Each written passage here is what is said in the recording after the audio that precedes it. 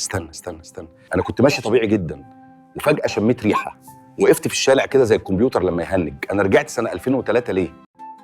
لانك من بني ادم مش فلاشة USB.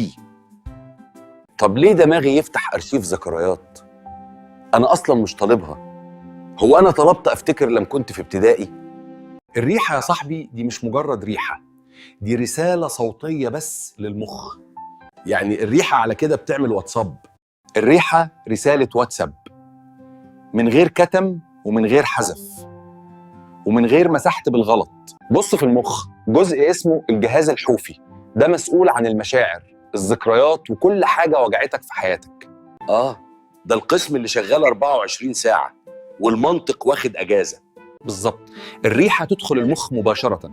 حاسة الشم هي الحاسة الوحيدة اللي تدخل على المشاعر والذكريات من غير ما تعدي على المخ الأول. يعني دماغي ما بيقوليش نحلل الأول، لا بيعيط الأول وبعدين يفكر. العلماء سموا ده تأثير بروست.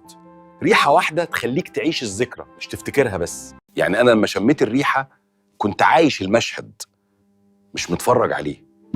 طيب أقدر أستغل الحوار ده أكتر مما تتخيل.